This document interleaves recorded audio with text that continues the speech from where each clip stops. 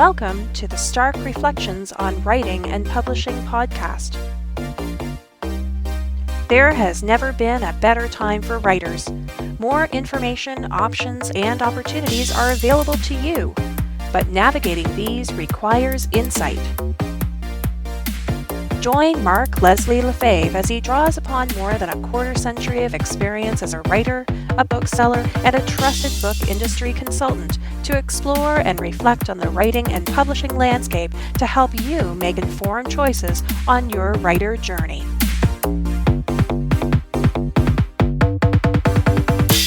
Welcome to episode 21 of the Stark Reflections podcast. This episode features an interview with Thorne and Bohannon, and we'll talk not only about the collaboration that the two of them do in their writing, but a few of their more adventurous collaborations with other authors, including the original train ride journey that turned into a collaborative novel between Jay and Zach and Joanna Penn and Lindsay Buroker, and how that evolved into an ongoing authors on a train voyage from Chicago to New Orleans, where other writers can participate and be part of this exciting adventure. We also talk about an awesome 50th anniversary of George A. Romero's classic film Night of the Walking Dead, which they're calling Night of the Writing Dead. And interestingly enough, we focus on the importance of physical presence for writers in this digital world.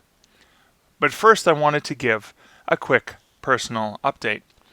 A couple of listeners who'd reached out wanted some updated stats on the free Friday Frights I've been doing. In particular, they were interested in the video views that I've gotten. They've been tracking that and wanting to get some more information.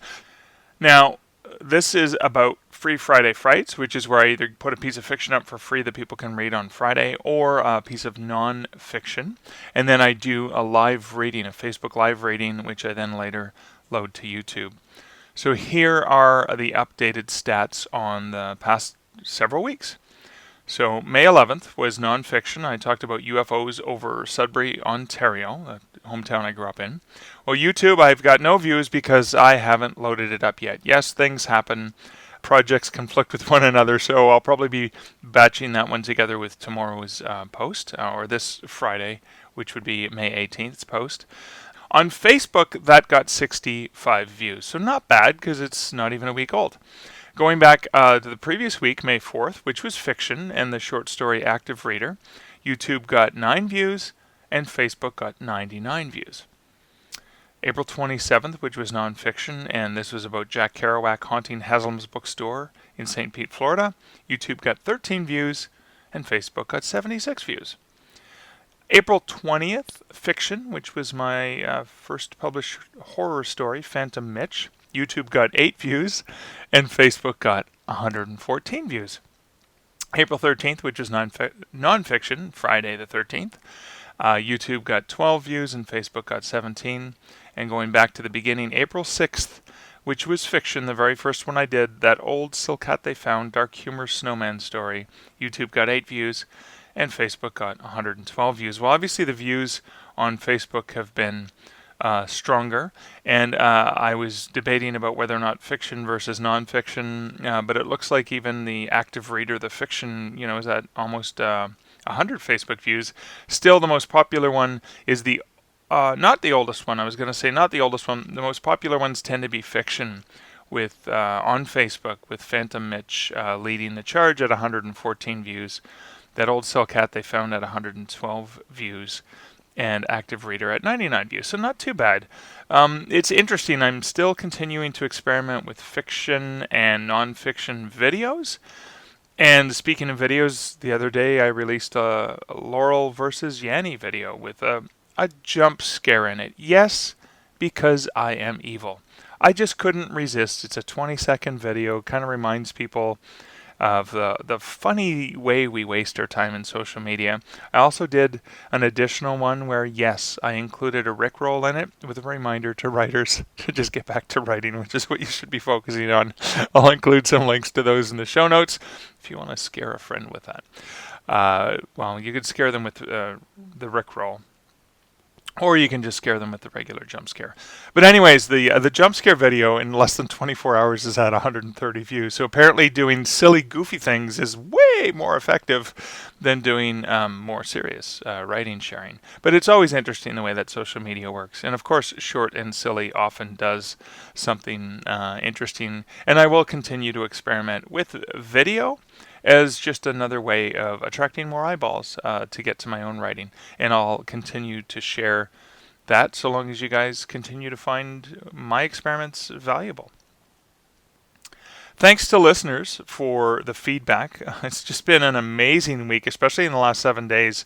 Sending me comments about enjoying the tongue twisters, enjoying some of the sharing that I've been doing lately, in particular the writer journey, which was in episode 20. I'm going to segue over into this week's tongue twister, which is sponsored by Findaway Voices. Now, the tongue twister for this week has been provided by Laura and Daniel Martone, who will be featured guests in a forthcoming episode. While I was chatting with them, they suggested a tongue twister to me. And like a few other listeners, they have enjoyed the Monty Python voices, or the attempt at Monty Python voices that I've done in the past. And they wondered about me trying my hand at the accent from the Bruce sketch, that Australian accent that from the Bruce sketches that Monty Python does. And this particular tongue twister is going to be in honor of Dan's love of elephants. So let's cue that music up and get to that segment. Twisted by the, twisted by the, twisted by the, twisted by the fool, twisted by the fool, twisted by the fool. Such a fool. Okay, so as mentioned, the tongue twister is sponsored by Findaway Voices, and this one comes courtesy of Laura and Dan Martone. And this one, to say 5 times really fast, and I'm going to use the Bruce sketch Australian accent from Monty Python. Let's first get into the accent, shall we? I'm going to have to do the old, "G'day, Bruce! G'day, Bruce! Oh!" Okay, no, that's not good. G'day, Bruce. Maybe I need to sing a little bit of that from the sketch. "G'day, Bruce. Let's sing the Philosopher's Song. Immanuel Kant was a real pissant who was very rarely stable. Heidegger was a boozy beggar who could think you under the table. David Hume could outconsume Wilhelm Friedrich Hegel, and Wittgenstein was a beery swine who was just as sloshed as Schlegel." All right, I think that's enough. "G'day, Bruce. 77 benevolent elephants, 77 benevolent elephants, 77 benevolent elephants, 77 benevolent elephants. Oh, I think that calls for a beverage now. Perhaps we can get some beer, and not that American beer, because wow, that accent's just horrible. I'm offending Monty Python fans. I'm offending Australians. My apologies to all of you. I have probably also offended beer drinkers and elephants and philosophers. My goodness, this will be a very offensive one. But thanks, Dan. Thanks, Laura. 77 benevolent elephants. See, I can't even do it now. 77 benevolent elephants. This tongue twister, sponsored by Findaway Voices. Now, this corporate sponsorship helps cover the cost of hosting for this podcast, but it's listener feedback, it's listener comments, and it's support from the community that really fuels the personal side of this project. Thank you to the listeners who commented, who reached out, who emailed to let me know that you enjoy the transparency of my own thoughts and what I'm learning from the various interviews, that you enjoy the sharing of my own writer journey, and being open about the mistakes that I've made, because, oh boy, I have made a lot of them. You just heard a bunch of them with the tongue twister. But your comments, your suggestions, and your feedback is extremely useful and helpful, and I really do appreciate it. Thank you also to the patrons of the show for your financial support. I'd like to thank this week's new patron, Jamie Ferguson. Thanks to Jamie and the previous Patreon supporters whose contributions help pay for my time in producing the show. And speaking of the show, let's get on to this wonderful interview with Jay and Zach. Hey Jay, hey Zach, welcome to the Stark Reflections podcast. Hey, Mark, how's it going? I'm so excited to get you guys here because you guys are normally all over the world with different authors, and I get to hang out with the two of you in this virtual space. I want to first talk about the collaborations you guys have done. You guys have written several different series, a lot of post-apocalyptic. How did you guys actually connect, meet up, and start writing together? That's Zach's answer. Yeah. It's pretty. So I was a fan of Jay's when I first got into wanting to start writing fiction back in 2014. I found the Horror Writers podcast, which he was hosting at the time, and I went out and I started listening to the show. Got some good advice from there, and decided to go out and try some of his books, and became a fan of his work.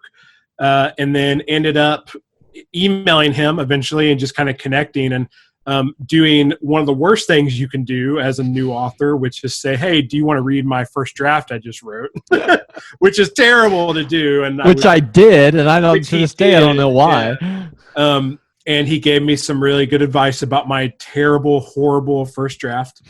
And so our relationship kind of went from there. We quickly figured out that we had a lot of stuff in common as far as movies and books we liked and music we were into. There was a lot of commonplace with us as far as all that stuff goes. So that's kind of how we met. That's cool. And obviously you synced up, you connected in a brilliant way. How do the collaborations work for you guys? Is it different for different books, or do you have a system you use for everything? We kind of have a base system, and it's or a process, I should say. And what it's based upon is the strengths that Zach and I both bring to the table, which is an important part of collaboration. You want to collaborate with people who have a complementary with different skill set. And in our case, I really, the first drafting process is not my favorite part of the writing process. I really prefer revision, although, I do first draft and I have written books myself, but I really, really sort of dig into the revision is my sweet spot. And Zach is sort of the opposite. He really likes to first draft and sort of get it out fast and furious and then not have to, look at it again. So because we kind of bring those strengths to the table, it allows us to build a process around that. And it's ever changing and evolving, and we've done it slightly different every time. But basically what we do is we have a story meeting, and we talk about the story idea, what are going to be the main components, the themes, the characters, that kind of stuff. I'll sort of draft out the 15 obligatory scenes because we kind of really believe in the story grid methodology for storytelling. Kick those back to Zach. We'll bounce the outline back and forth a few times, and then he'll start drafting.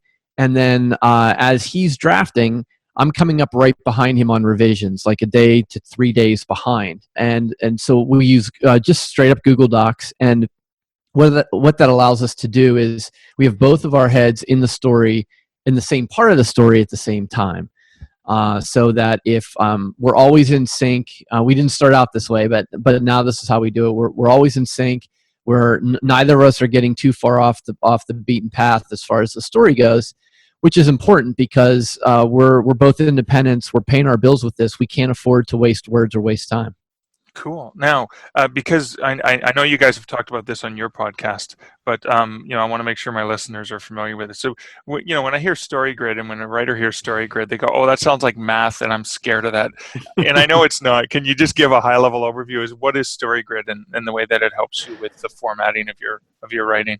Yeah, I mean, this is a bit awkward. I'm not saying this because I'm a story grid editor, but story grid really changed my career. I mean, it completely changed the way I tell stories, and I think the biggest misconception people have is that it's this mathematically based algorithm that you start with, and it cranks out this cold story, and that's not what it is at all. Okay. It's a methodology. It's developed by Sean Coyne, who was an acquiring editor in New York City for 25 plus years. He developed this over all of those years because he was purchasing and editing the biggest authors in the world for decades coming out of New York, and he had a problem. He couldn't telling a writer I don't know, I just don't feel this.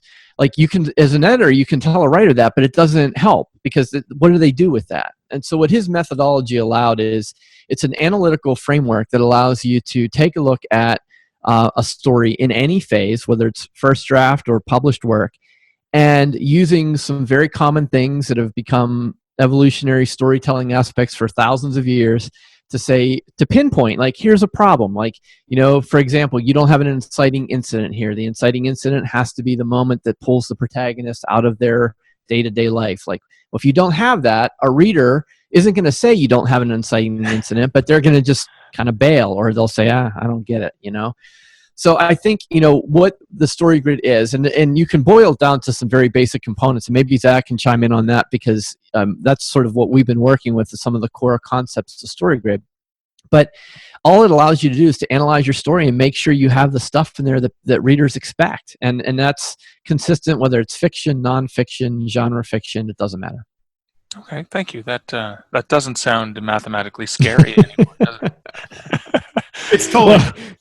The 5 commandments is as mathematical as we get, right, Zach? I mean, that's there are 5 basic components to the story grid story structure. It's inciting incident, progressive complication, crisis, climax, and resolution. The other thing to remember is that the story grid is not an outlining method. It is a editing and diagnostic tool. It's a revision tool. Like an afterwards tool. Right? Yeah. Now we have turned it, like what we've done is we have turned it into the way we outline, just to save us some work on the back end. Because for us, we're like, well, if we can identify what our obligatory scenes are, what our polarity shift is going to be in each scene, then it goes back to what Jay said, like, we save words and we save time. So we've kind of turned it into the main concepts of story grid into that for us. But at its core, it's a revision and diagnostic tool.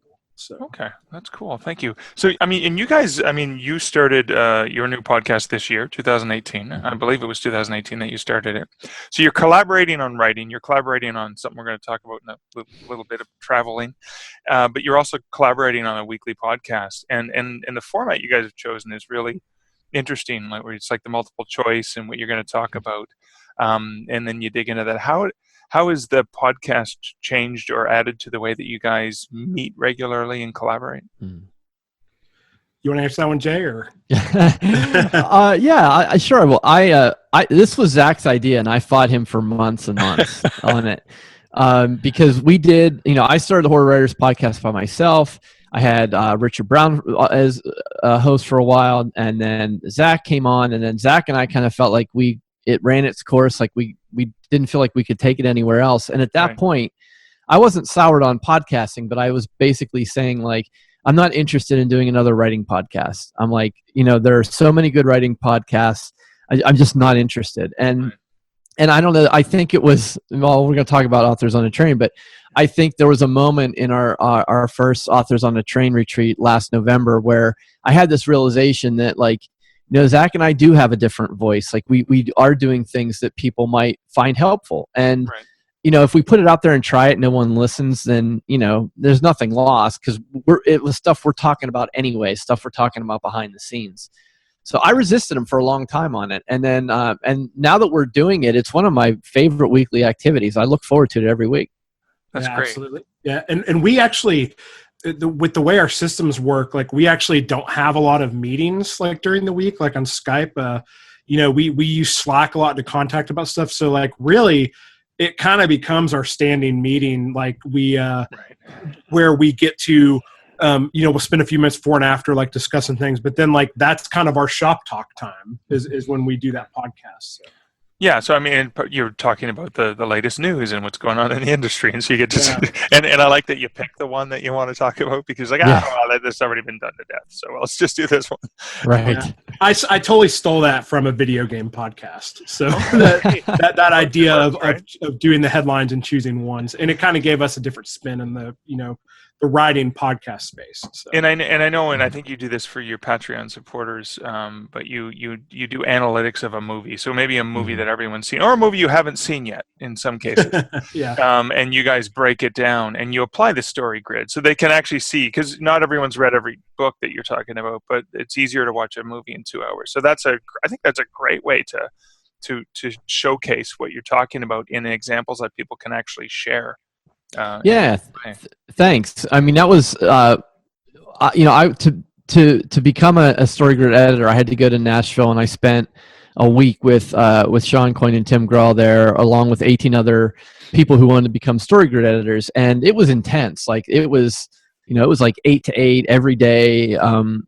Sean packed a ton of stuff in there. Right. Sean's brutal in a great way. But one of the things that we did multiple times a day was scene analysis. And we did scene analysis with short stories, with chapters from novels, with television shows, with scenes from movies, and sort of getting this well-rounded perspective on what makes a scene work and therefore what makes a story work. And it's such a great idea because you can immediately use that deliberate practice to get better. And when Zach and I were talking about, well, okay, now we have the podcast, but what can we offer people that's going to be a bonus? And the two things we came up with right off the top that felt really good and played to both of our strengths was the movie bonus and me sort of leveraging my story grid experience in that realm. And then the other one is the Amazon product page makeover, which is where Zach really shines in sort of looking at the sales page and optimizing that and right. Fine tuning it. That's cool. That is fantastic. So we've alluded to it. We've teased people enough, but let's get on the train. 2 years ago, you and Zach and Lindsay Buroker and Joanna Penn came together in Chicago. Tell us a little bit about that trip. It wasn't even 2 years ago. It's just over a year ago. It feels a lot longer. It feels like 2 years. Yeah. Yeah. Okay. I was thinking. I know what you're saying though. So. But it's because you're about to do your third one this year, right? As I understand it, or. Yeah, it'll be the second one we host, but it'll be our third trip. Oh, I can't do math. That's the problem. It's going to be the second Authors on a Train that you host. But so how did that happen? What were you guys up to there? Go ahead, Zach. Well, you're the one who sent the magic tweet out. Yeah, the now legendary tweet, which I can't say for sure or not. It exists. I should probably go back and check. I think it does. I was tweeting about a cross-continent train trip that I had done, which I did for my day job for a number of years, from Chicago to San Francisco and back. And I was tweeting about it, or a picture, and I was saying, I wrote 30,000 words on this trip, and Lindsay Buroker said, "Oh, that sounds really cool." And I'm like, "All right, well, let's do it." And right on Twitter, and that's kind of how it started. And I, having co-written with Joanna, I knew she would also be someone who would be a really up for that. And And I also sort of had this idea of I wanted to bring sort of 4 diverse writers together too. I didn't just want it to be a bunch of my friends hanging out. Although Zach and I were friends, but Lindsay and Joanna bring totally different voices and audiences and perspectives. And so it all just came out of that. And I think both of those women and Zach, although he can speak for himself, I think they thought it was a unique enough experience that, taking the overnight train from Chicago to New Orleans and then co-writing a story while we're there and then publishing it a few weeks later, they were yeah, that's never heard of that. Let's do it. Dynamic new digital publishing world we're in. And then you guys then took this because so many other authors watched this and went, I want to do that. I want to do that. So you guys started hosting Authors on a Train. So how does that work for an author who's interested in joining the voyage?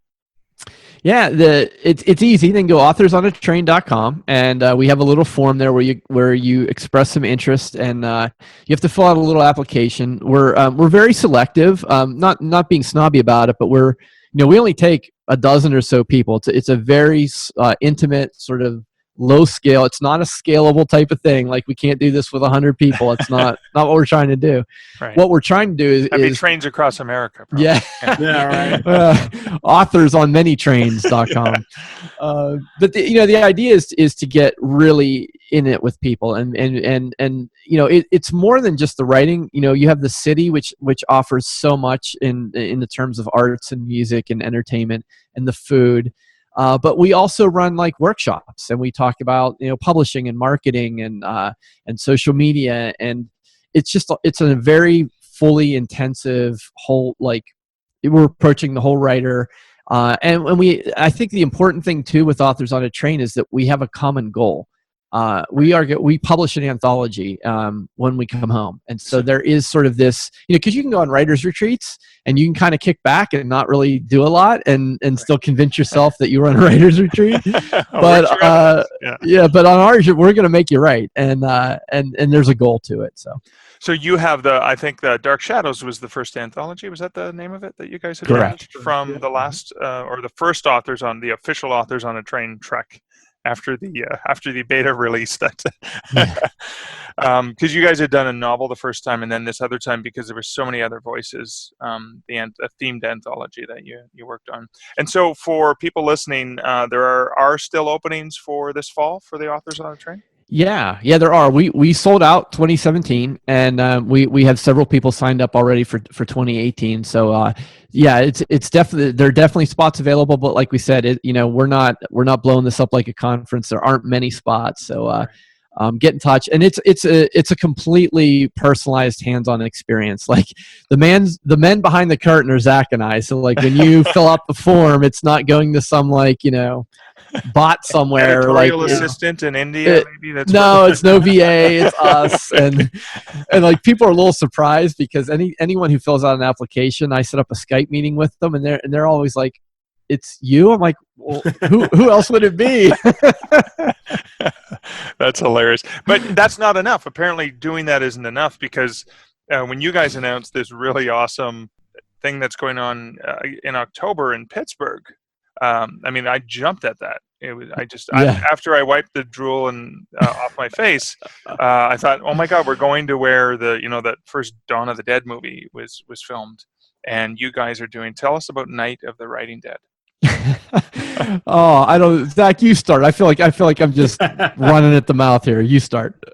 So Jay loves to come to me with crazy ideas. And it's actually one of the really good things that works in our partnership because the ideas that end up coming out are never what they start as because I rope him in a little bit. Okay. We got a lot. So what Night of the Writing Dead is not what it started out, but what it is it is a weekend where we will be spending with dozens of other authors, zombie fanatics, artists. Like this is it. We are technically calling this a writer's retreat, but we also feel like this event appeals to people who, whether don't write at all or don't write zombie stuff or don't, have interest in writing that. Just because, it's the 50th anniversary of Night of the Living Dead, which is worked out perfectly. It's in Pittsburgh. We're outside Pittsburgh, where Romero's most popular films were made. And there's going to be a lot of really cool stuff going on in Pittsburgh celebrating the event around then. But the idea of this, the cool thing is that there is a goal attached to this as well, just like with Authors on Train. So there's going to be a big world building summit where we're going to be, everyone who shows up live is going to be in a room together. We're going to be kind of building this world out, and then everyone is going to, if they want to, encouraged to write stories in this world we build, and we're going to publish that into an anthology that will then go up for sale. And it's going to be a lot of fun. It's definitely something we're really looking forward to. Yeah, and it's really a very personal and emotional for me because I grew up in Pittsburgh, and as a teenager, I walked Monroeville Mall where they filmed Dawn of the Dead in the 70s, and that's right there. And so I was able. I still have a lot of family there. I live in Cleveland now, which is a few hours away, but I still have all my extended families in Pittsburgh. So went back and we're hosting this in Lawrenceville, which is like a really trendy part. It's one of the nation's most trendy neighborhoods. We rented out the Row House Cinema for the weekend, so cool. We're going to have a showing of the film on Saturday, a private showing in a theater on Saturday night. And there's going to be a lot of other sort of zombie-related celebration and events around this 50th anniversary. And it felt like the type of thing that we could only do once. We're not going to do the 51st anniversary. That'd be kind of lame. I don't know why, but it would be lame, right? It's a nice round number, right? Yeah. 50 really works. And so we're like, yeah, you know what? Let's try it. We took a bit of a risk, and sort of we had to put some money down on the theater and some of the other stuff first, but we felt like it was a unique enough experience, and quite honestly, it's really affordable. I mean, Authors on a Train is a pretty much premium experience. It's a long-term investment in an author's career. Whereas this weekend, you can show up for a few $100 and be part of something super cool. And if you don't ever write a word, you just want to come for the experience, you can totally do that. And that's cool, and that also brings a little bit more diversity to it too. It's not just a bunch of writers, but it's writers and fans of zombie, whether it's movies, whether it's literature, whether it's whatever. That's quite exciting. I know. I was pretty pumped when I saw it, and I was looking forward to chatting with you guys about that. So, I mean, you guys just got back from the Somewhere Book Show summit that you sort of co-hosted with Jim and Brian from the Somewhere Book Show. And then you've got the Authors on a Train. You've got the Pittsburgh weekend. It's almost like this is like, hey, how can we hang out together more, the two of us? How far apart are you guys actually? Because I'm not. I think Jay, you're probably closer to my time zone, and not too far away from where I am, near Toronto, Ontario. But Zach, I'm not familiar with like how far away you actually are. Yeah, so I'm in Nashville, which is I think when Jay drove down here, it took you about 10 hours, right? Yeah, something like that. Mm-hmm. For when you came down here for Story Grid, but it's actually it really works out for us because we really believe in these in-person meetings. We've talked about that a lot, like things like Night of the Writing Dead, things like Authors on a Train, like those things happen. They didn't happen over Skype. Those things happened when we met in person. Right. Authors on a Train happened before that whole concept came up, before we went to a metal show and we were sitting out on a patio outside, like eating dinner together, and Night of the Writing Dead came together in a hotel room in Cincinnati. So Cincinnati is about halfway between us. And so that's where we'll meet periodically, like once every few months, and hash this kind of stuff out. And that's where all our big ideas, the big books we're going to write, like all that kind of stuff, like it all happens in person. So I want to talk about that in-person thing, because I mean, you guys are, you've made a career as authors leveraging digital. And I know you do create print books, but I'm pretty sure that the majority of your money is coming from digital purchases, digital reads of digital content. Yes. Why then do you find such value in the in-person experience? Because it almost would seem like, well, if everything else is digital, can't we just connect over Zoom or Skype or whatever? Why is that? What's the value in that in-person connection?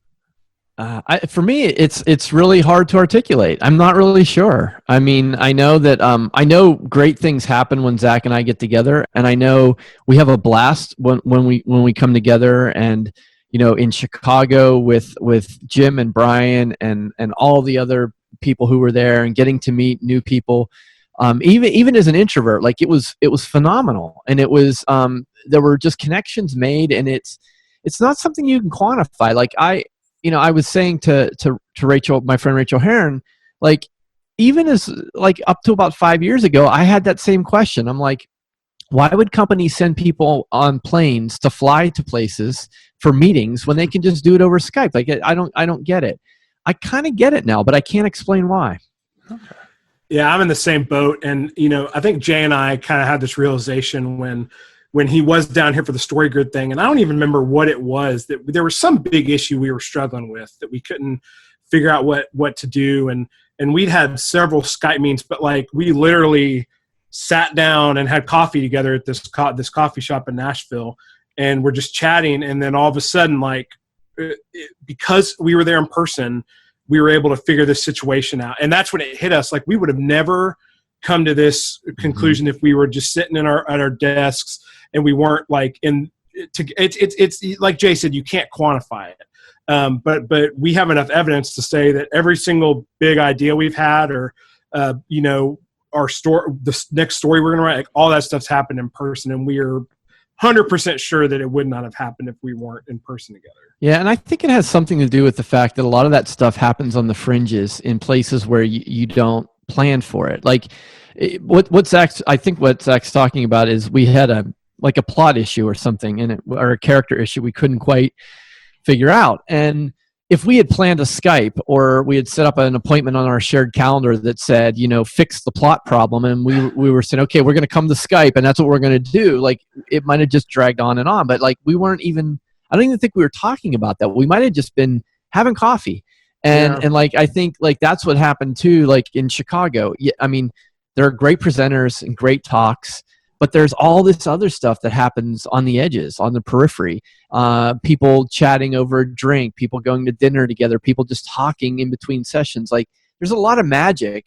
It sounds hokey, but there's a lot of magic that happens there, and you just can't replicate that in the digital world. Yeah, I think there's some serendipity. I mean, you're in a restaurant and a song comes on the radio that no one would have had on a playlist that you were playing in the group, and then something in that sparks something in the conversation that leads to the next book idea. You never know, right? It just comes out of this weird connection. So I certainly get that. So I want you guys to share what are a couple of your most recent releases that you guys have just put out that we can share with listeners who want to go check out your stuff. Yeah, so our latest book is the second book in the Baron series. Okay. We've got that one out, and that's the latest thing. That we're currently working on a follow-up to Arrival, which was the first book in our War for Earth series. It's like an alien invasion, post-apocalyptic book, and we have several other things in the pipeline. Okay, cool. But that's kind of the main thing we're working on right now is the War for Earth series. Yeah, and if people are interested in, I know sometimes readers are a little leery if a series has been started but not finished. But so if you're into the binging, yes. We have a series called The Final Awakening, which is a trilogy. It's completely done. It's completed. Okay. Yep, race through it. Awesome. And Escape from the Ruins is still in process or in progress, right? Yeah, that's we're not sure when the third book of the Baron series is going to come out, but it's definitely on our production schedule, and we have that series, and we have the War for Earth series that we're definitely going to close, and those are designed as trilogies, and then we have a few other things we're working on right now too. Oh, that's cool. That's awesome. And plenty of other standalones and collaborations that you guys you're never busy, right? Never. All right. So, where can readers find out more about you guys, about your Career Author podcast, and obviously about your great collaborative author opportunities? Yeah, I think the two easiest places, if you want to see our fiction stuff, moltenuniversemedia.com is where that all lives. And if you're an author and you want to check out our new podcast, the Career Author Podcast, it's at thecareerauthor.com. And I've found too, I've had to add a little asterisk to that in that it is a Patreon page. That URL will take you to a Patreon page, but you can still listen for free on Patreon and on iTunes and Stitcher and all those other places. It's just, we didn't want to necessarily create an additional website to manage for no good reason, and the Patreon website really seemed to serve our purpose, so we thought, let's just redirect to that. Cool. Awesome. Well, thank you guys so much for taking the time to hang out with me today. Yeah, thanks, Mark. No worries. Yeah, but the face-to-face is coming in the fall. It's coming finally, yes.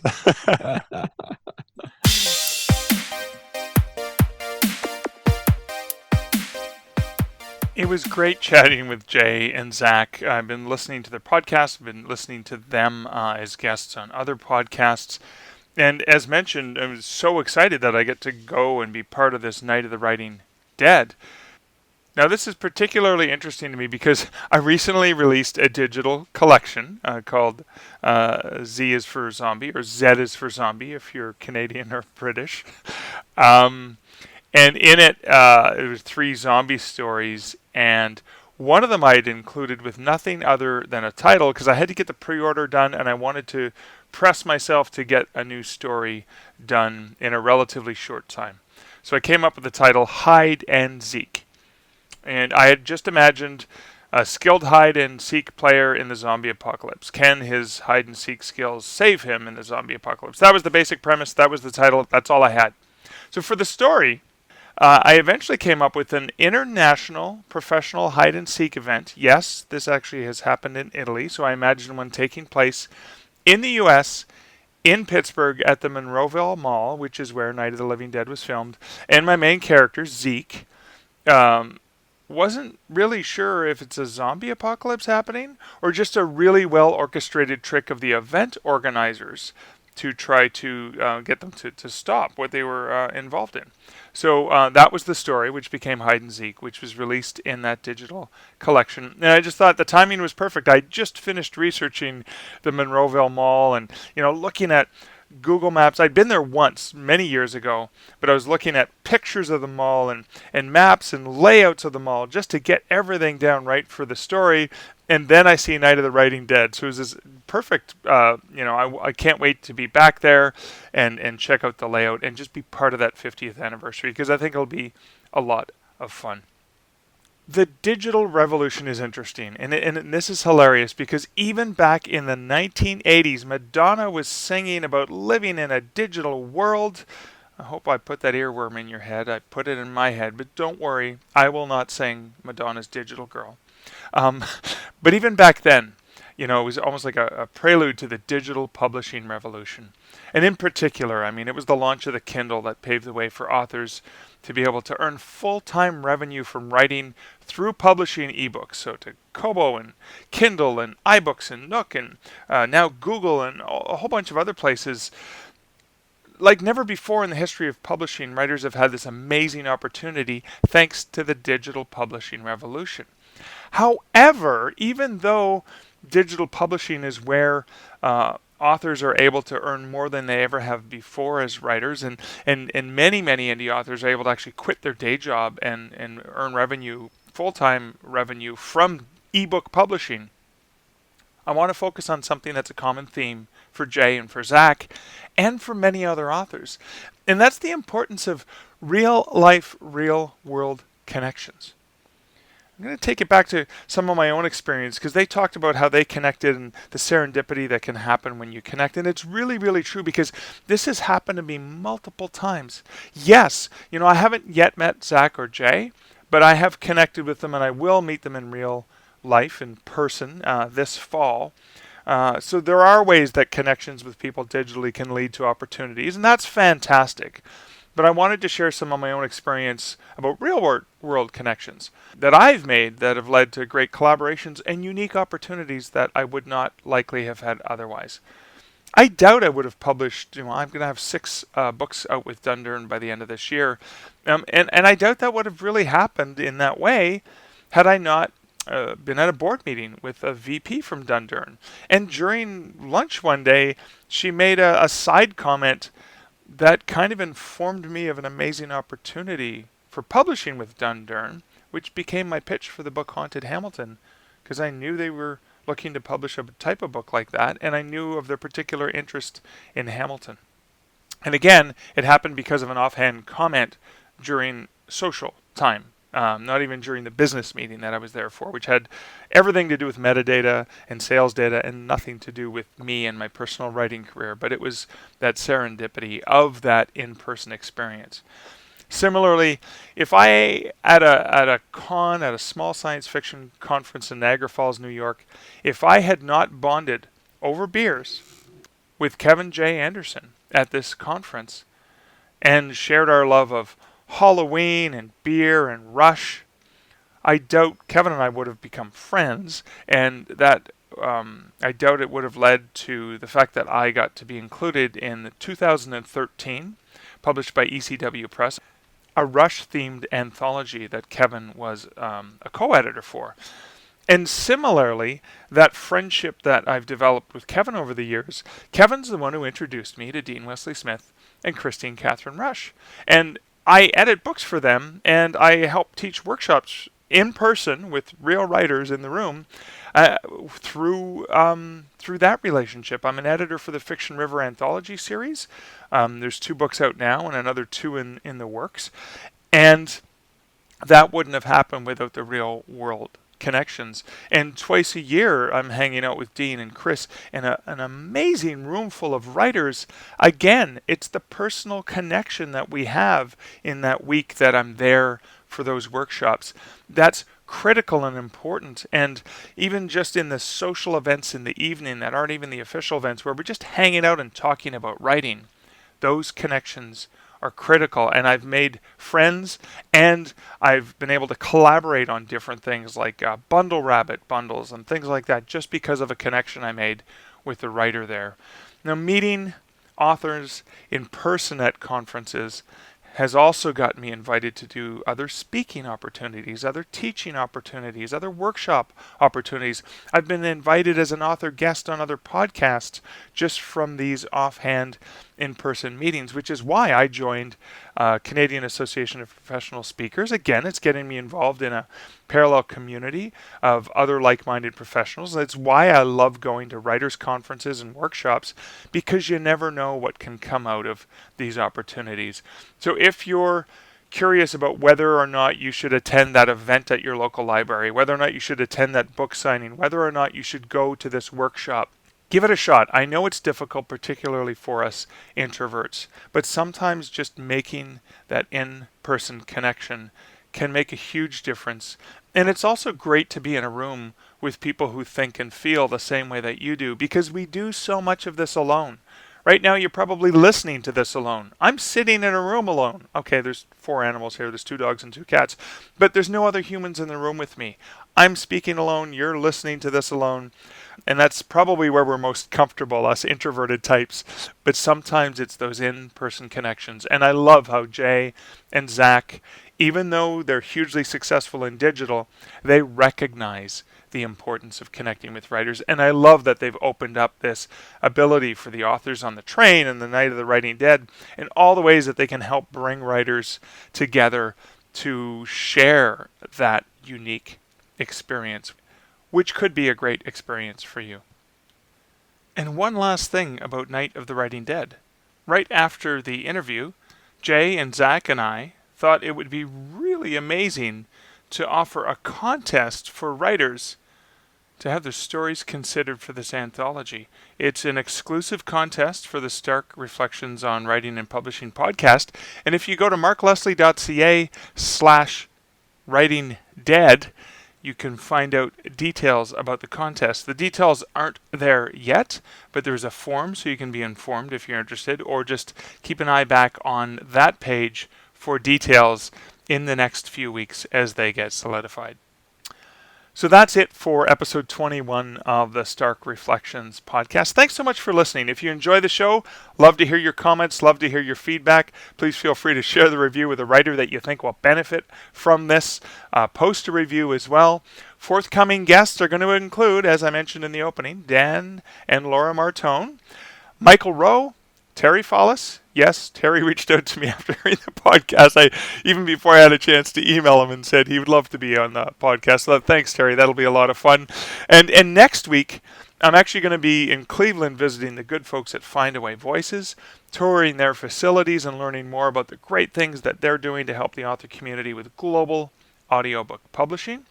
You can learn more about Findaway Voices at starkreflections.ca/findaway.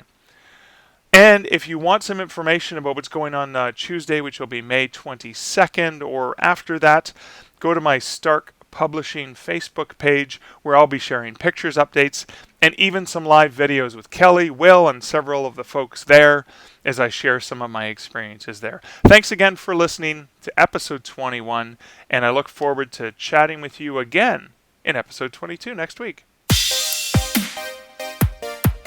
Thank you for listening to the Stark Reflections podcast. You can find show notes for each episode at starkreflections.ca.